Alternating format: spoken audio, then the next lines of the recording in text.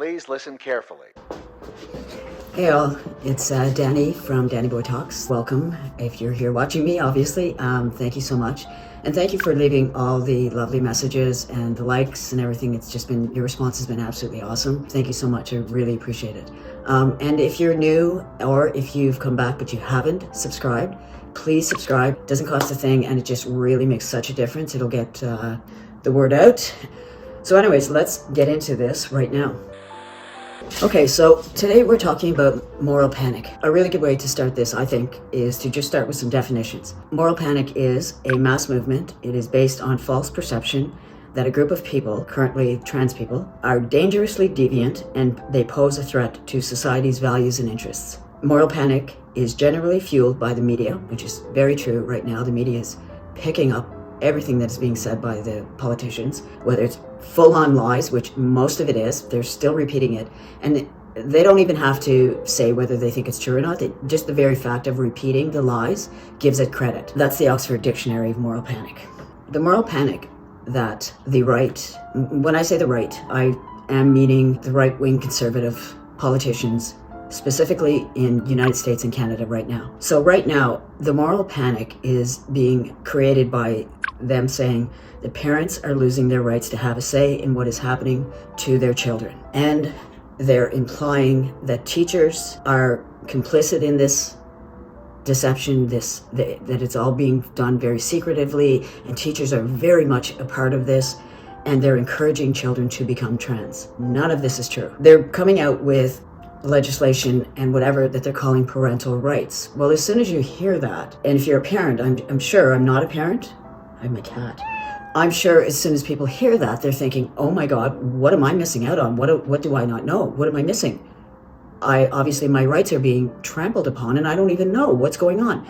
And so then the right comes in and they fill in the blanks and they tell them this story, made up story, that the trans movement has become this really big movement and it's affecting all children, and that's the panic part of this, is that, oh my God, we've got to do something really quickly. And so therefore the government has to come in and act like Big Brother.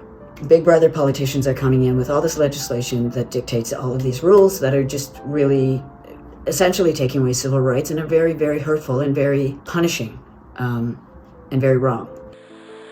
Okay, so now I want to just touch on one of the main tools that is used by the right to forward their agenda, and that is called gaslighting. It's a form of psychological manipulation in which the abuser attempts to sow self-doubt and confusion within their victim's mind. And the goal is to gain power and control over the other person by distorting reality and forcing them to question their own judgment. So that's exactly what's happening. The government is telling parents, you have no idea what's going on in these schools, and the trans agenda is taking over, and they're doing it all very secretly. Your children are asking for different pronouns and you don't even know about it, and they're using different names at schools and you don't even know about it, and teachers are complicit and you don't even know about it. The purpose of the gaslighting is to make parents feel like they're losing their rights, they're losing control, and they have no say over what's happening to their children in school. So I'm going to break down how the moral panic is being spread into 4 different parts the right is using. And it's all misinformation, which is the gaslighting piece. So the first one is that the politicians are using the word social contagion.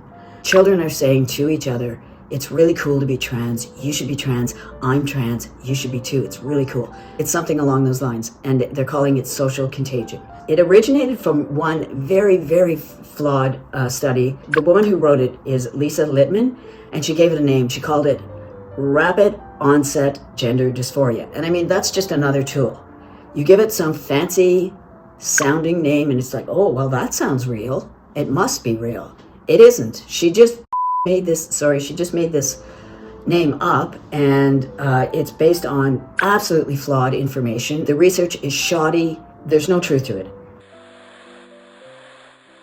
The second misconception that they are really pushing and really creates the panic is that trans youth are being rushed through gender-affirming treatment. And the way that they perpetuate this moral panic with regards to the medical interventions is they use really charged language, like kids are being castrated, mutilated, 12-year-old girls are having mastectomies. It's very charged language. So of course you're going to be like, holy shit, I didn't know this. Well, that can't happen. I need to have a say in that. So it works like a charm, like it really does. I mean, parents are busy. They're like, doing their whatever, getting through their day, and then they hear this from politicians, and politicians are supposed to be not lying like this. I mean, we all know they lie, but nobody believes they manipulate and gaslight this much. And that's another reality that we all got to get our heads around. Yes, they do. If it sounds absurd, that's because it is. No doctor with an ounce of integrity would ever even consider giving a 12-year-old a double mastectomy. What actually does happen is children who identify as trans or non-binary, who do want medical assistance with that, probably the first point of contact would be a teacher or a friend, and then the teacher would automatically refer them to somebody much better prepared to deal with this, like a psychologist or psychiatrist. And it would be investigated and discussed and explored in a very kind and nurturing and non-punitive, non-threatening way as to why a child would say that. So once it has been established after extensive exploration by appropriate professionals, the first thing that would happen is puberty blockers. Puberty blockers do not happen. They are not given to a child until puberty starts. And it is given as a life-saving measure. Honest to God, if I could have had that when I was going through puberty, it would have been, oh my God, I would have been dancing on a cloud. And then they're monitored very, very closely by doctors, psychologists, psychiatrists. There's a lot of people at the table. The third misconception that I want to talk about is the idea that everything involved with trans, gender-affirming care, medical, hormonal care is all experimental. It's a lie that's obviously touted by the right a lot, implying that, they're just trying it out, but there's no basis in any kind of medical fact that these things are safe. They're just fucking throwing stuff up against the wall, seeing what sticks. So the reason we know this care that trans people receive and non-binary people can receive is not experimental is because we have a whole protocol and guidelines that govern transgender care. Those are called WPATH, WPATH. It stands for the World Professional Association for Transgender Health. And it is used by every doctor, every psychiatrist, every psychologist that is involved with care for a transgender child, teen, adult. You have to use the WPATH protocols and guidelines, and they are considered best practice. It is supported by the American Medical Association, the American Academy of Pediatrics, the Canadian Medical Association, and many, many, many all support the WPATH guidelines and protocols and say they are the best that is available. They've been tested, they've been studied, and they've been deemed to be the best practices available at this time. And they will always improve these protocols as they need to be improved, just like anything else, any other care. So it is not experimental. It's very much, there's protocols and guidelines. And the last major one that I want to talk about is how they're putting out this idea that people regret transitioning, and they try to imply that it happens in high numbers. Is this not a form of government overreach? If there is one particular case, for example, where someone is expressing regret, again, why not just turn to healthcare professionals, let their professional bodies create different policies as opposed to inserting the government? We think it's important, if people are concerned that kids are making life-altering decisions, irreversible decisions too young, we want to make sure we're doing the proper diligence, giving them the proper support, and making sure that they're making those decisions in an appropriate age. So those are the reasons why we're doing it. But to my understanding, the only thing that really is irreversible is gender reassignment surgery, bottom surgery, for example. Everything else can be dealt with medically afterwards if there's a change of course, is there not? I think at Tavistock they discovered that 100% of the kids who begin with puberty blockers go on to do cross-sex hormones. So it is the beginning of the process. And we want to make sure that when kids are making that decision, that they're making it at an age where they know the consequences and they know the pathway that they're on. It is exceedingly rare for people to regret transitioning and try to detransition. It is not true. Statistically, it is studied, and the stats are literally less than 1% of people who transition ever come to the point where they're like, shit, I wish I didn't do that, and detransition. less than 1%.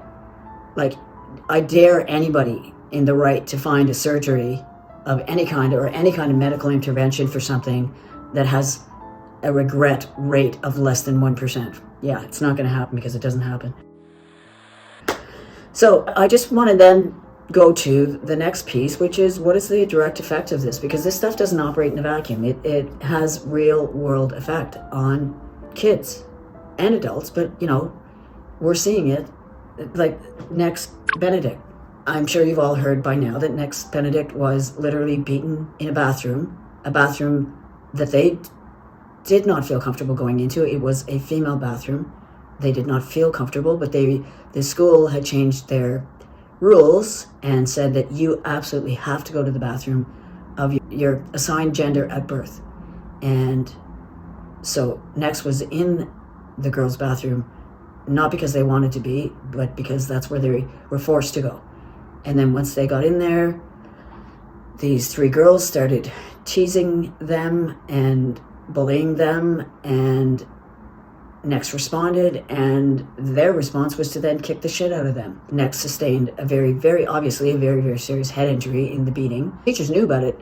Professionals in the school knew about it, but did nothing to intervene properly. The only thing they did was call Next's grandmother, who came and picked them up, took them home, and then the next day, Next was rushed to the hospital where they died. That's the real results of what the right is doing. The politicians are putting out these nasty lies, and they're getting people angry at trans people. And what do people do with their anger? Well, they sometimes get violent.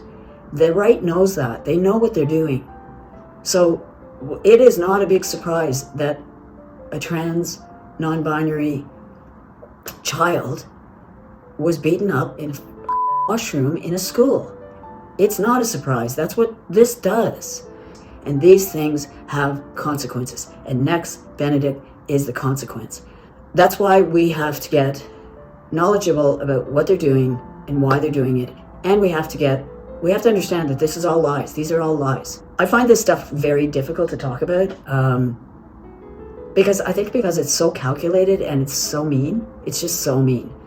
And, you know, it's hard to talk about the fact that our politicians, the people that we vote into office, are literally targeting a population of people, of which, you know, I'm part of, to be the recipients of hate, vitriol, and violence. There's just no other way to say it. That's what they're doing. And they know they're doing that. And they're doing it for a reason, because it distracts the population from the fact that a lot of these governments, a lot of these right-wing politicians are not what they seem. They're very ineffective politicians, and they have a very hidden agenda. And that's for another video. So anyways, that is my video for today. I'm sorry, I know it's it's very heavy and not so pleasant. But anyways, I hope you learned or got something from this. I hope it was informative. And again, if you like what you're seeing, please, please, please subscribe. It doesn't cost anything, and it just really makes a difference. And like the video. Just take a second to like it. I really appreciate it. I appreciate you guys so much. I can't even say. Okay, so I'll see you in the next video. Hey all, I was just having a chat with my cat before she fell asleep. Her name's Lily, and she was really worried. She was like, how's everybody gonna remember to like and subscribe to your videos on YouTube? I said, well, maybe we should do a little video to remind them. So that's what this is. But Lily fell asleep, so you're just gonna have to take my word on that.